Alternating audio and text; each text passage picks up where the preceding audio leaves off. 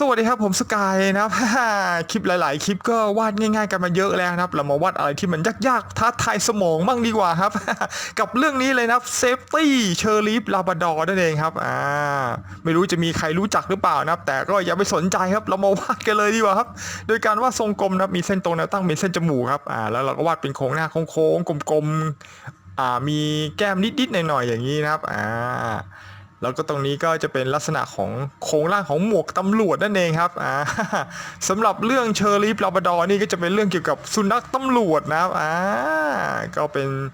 เหมือนเป็นเชิงการ์ตูนของฝรั่งนะครับแล้วก็เป็นการ์ตูนสุนัขตำรวจกำลังปฏิบัติหน้าที่นะเป็นเจ้าหน้าที่ตำรวจนี่การวาดรูปเรื่องนี้ก็จะยากตรงที่ว่าจะวาดยังไงให้มันน่ารักนะ ซึ่งของผมนี่เป็นสายลวกที่เน้นวาดรูปแบบการ์ตูนแบบบ้าพลังนะฉะนั้นการวาดอะไรที่มันน่ารักนี่มันก็เป็นอะไรที่ค่อนข้างจะยากนะนี่อันนี้ผมก็จะวาดตาให้มันแบ๊วๆหน่อยนะครับสำหรับตัวนี้นี่ก็มีชื่อว่าเชอรีฟปาปิยองนะครับเป็นเจ้าหน้าที่ปาปิยองนั่นเองครับนี่ก็เป็นหมาน้อยน่ารักนะครับ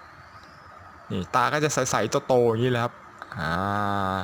เราจะวาดให้น่ารักก็ต้องตาโตๆนะครับแล้วก็มีกลมๆเป็นตาดำแล้วก็มีประกายปิ้งแวบกลมๆเว้นขาวเอาไว้นะครับอย่างเงี้ยครับเว้นขาวไว้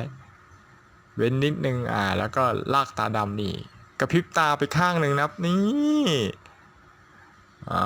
นี่แล้วก็เติมคิ้วนิดเล็กๆน้อยๆประมาณนี้ครับแล้วก็จมูกก็จิ้มลิ้มหน่อยครับนี่ประมาณนี้จมูกนี่มีประกายนิดนึงนี่นี่ ก็ผมก็ไม่รู้มันน่ารักหรือเปล่านะแต่พยายามจะวาดให้มันแบบตามทฤษฎีของผมนะอะไรจะน่ารักได้หัวต้องโตๆแล้วก็ตาโตๆด้วยนะตากลมๆยิ้มแป้วๆแบ๊วๆอย่างเงี้ยเนี่ยประมาณเนี้ยลักษณะคางก็ต้องโค้งๆเรียบๆเนี่ยอันนี้คือหูนะครับนี่ประมาณนี้ค่อยๆโค้งนะครับโค้งสวยๆนี่เป็นไงครับ เดี๋ยวขอลบนิดนึงแก้มจะต้องยุยๆนิดนึงครับยุยๆหน่อยนี่ตรงนี้ก็จะเป็นลายของตัวน้องเขานะครับนี่เนี่ยประมาณนี้นี่คือเจ้าหน้าที่ปาปิยองนะครับก็เป็นสุนัขสาวนะครับที่มาทำงานเป็นเจ้าหน้าที่ตำรวจนะคอยดูแลทุกสุขของประชากรหมานะครับนี่อันนี้ก็จะใส่ชุดตำรวจนะครับนี่ก็มือนี่ชู2 นิ้วนี่เป็นไงครับค่อยๆวาดนะความยากของมันก็คือตรงที่วาดยังไงให้มันดูดีดูน่ารักนั่นเองครับเนี่ยอาจจะวาดยากนิดนึงนะแบบนี้เลยชุดเครื่องแบบก็นี่ครับเติมนี้เลยเติมเน็กไทไปแล้วก็มีตาสัญลักษณ์เป็นมือหมาหน่อยนะอย่างนี้แล้วคราวนี้ปาปิยองนี่เขาเป็นเจ้าหน้าที่ตำรวจหญิงนะครับก็ใส่กระโปรงนี่แล้วก็ขาก็หุ้มใส่รองเท้า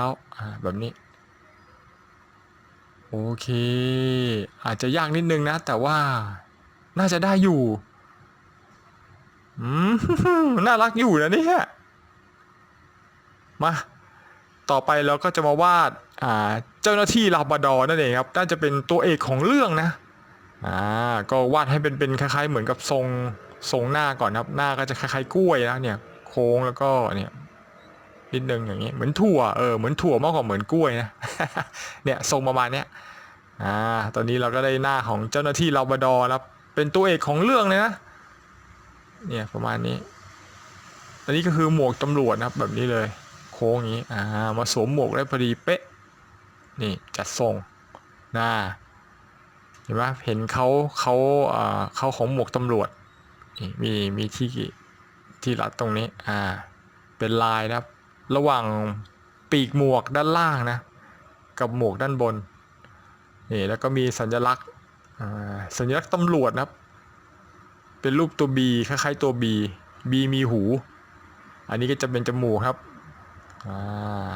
โตนี่ผมเติมสีดำให้เห็นเลยนะนี่คือจมูกครับแล้วก็วาดลูกตาก็กลมๆค่อยๆวาดนะครับลักษณะตัวละครนี้ผมก็พยายามจะวาดให้มันดูแบบดูดีที่สุดน่ารักที่สุดนะ นี่แล้วก็วาดตาดำข้างในมีประกายหน่อย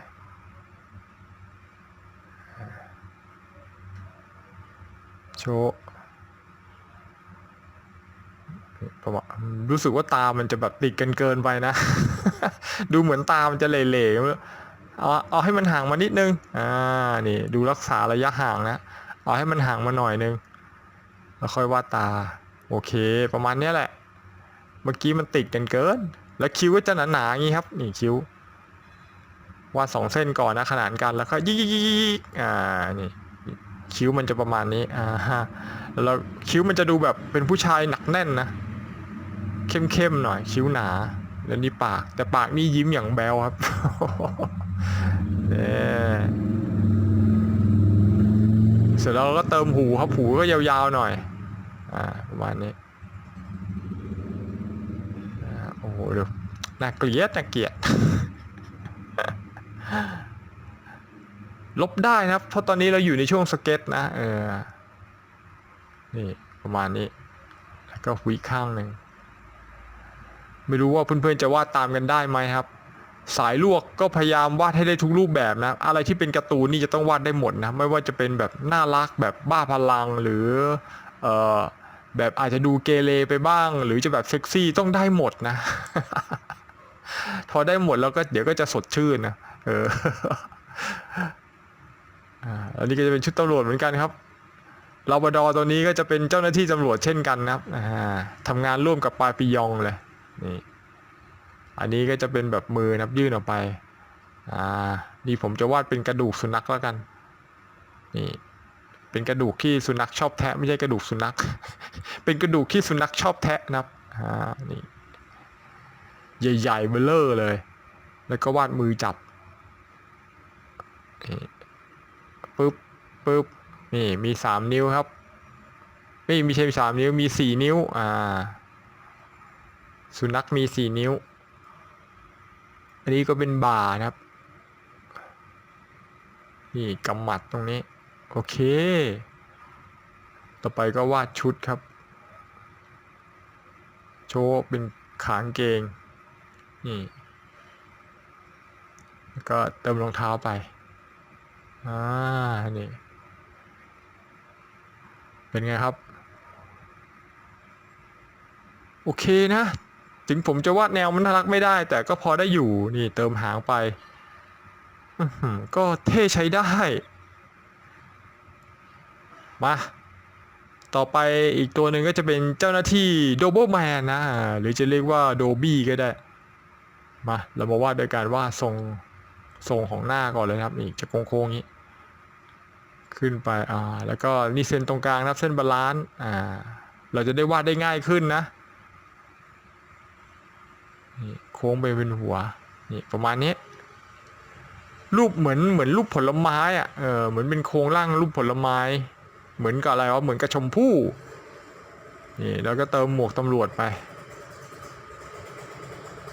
ประมาณนี้นี่แล้วก็มีขีดเหมือนกันทุกอันเลยครับ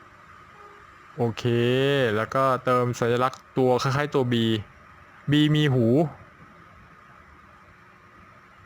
นี่เป็นไงครับพอได้อยู่นะ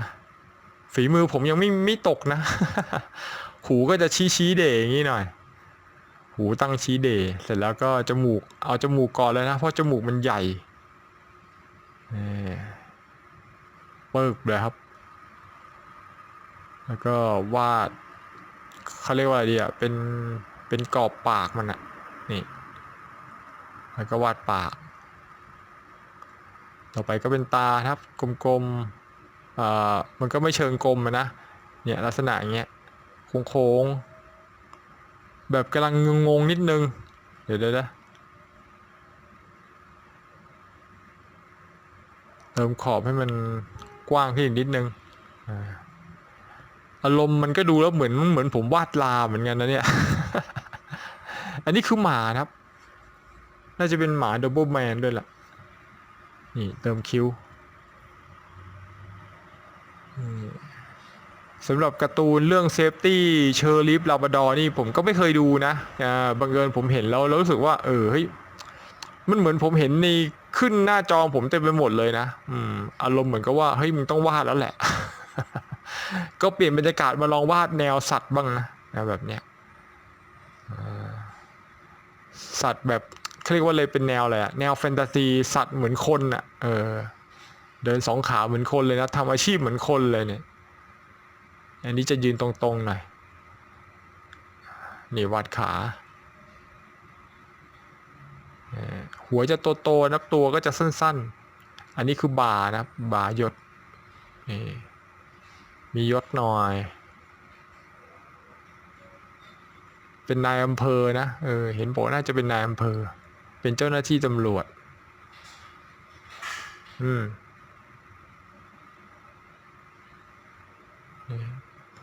เติมสัญลักษณ์หน่อยโอเค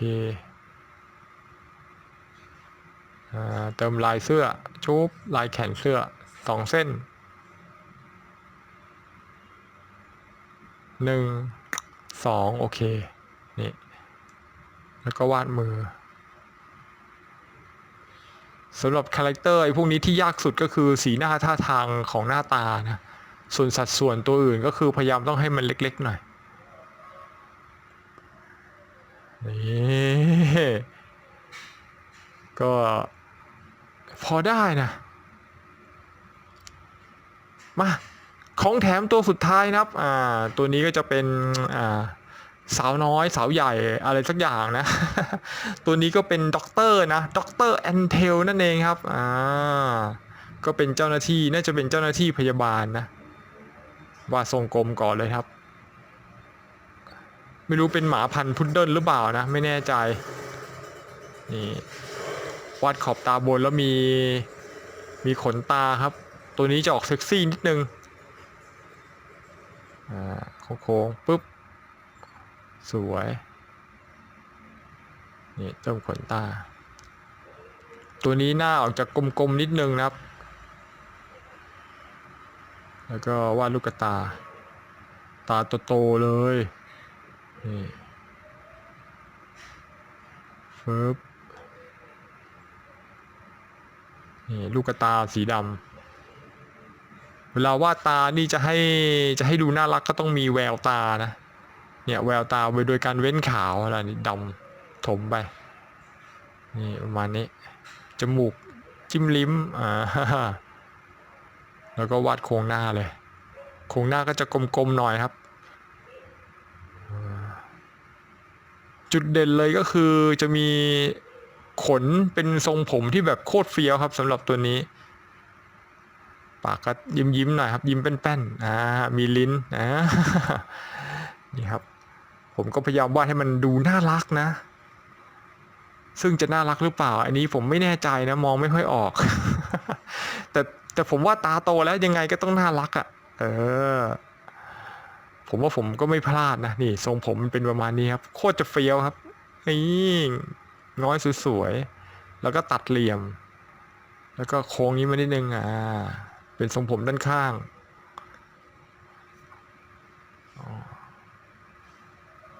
แล้วตัวนี้ก็เป็นหมาพันธุ์อะไรไม่รู้ประหลาดด้วยนะมีเขาด้วยเติมเขาใช่หมาหรือเปล่าวะเนี่ย เนี่ยเติมลายเขา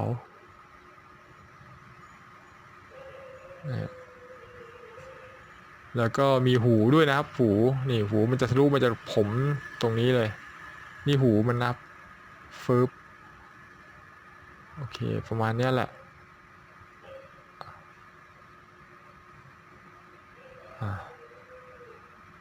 โอเคสวยจากนั้นเราก็มาวาดโครงตัวครับประมาณตรงนี้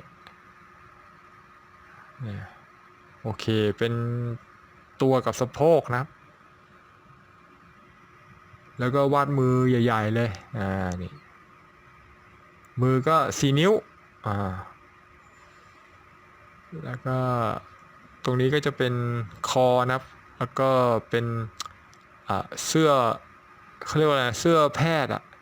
เสื้อของหมอเสื้อของด็อกเตอร์นะอันนี้คือแขนเสื้อก็จะแบบเขาเรียกว่าเป็นเสื้อโค้ท เสื้อโค้ทหรือเสื้ออะไรวะเสื้อของหมอเสื้อขาวนี่ยาวๆฟึบปึ๊บนี่แล้วก็ทรงผมก็จะยาวประมาณนี้ตัวนี้นี่ก็ออกเซ็กซี่อยู่นะว่าเสื้อคลุมเสื้อชุดขาวของหมอนี่ปึ๊บนี่มีเม็ดกระดุม2 เม็ดชุดก็ประมาณนี้เลยนี่แล้วก็เติมขาครับโชว์ขาอ่อนใส่รองเท้า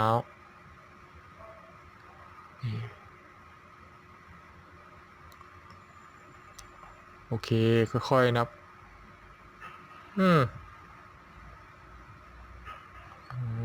ก็สัดส่วนก็ถือว่าได้อยู่นะหน้าตาก็บ้องแบ้วดีผมว่าผมก็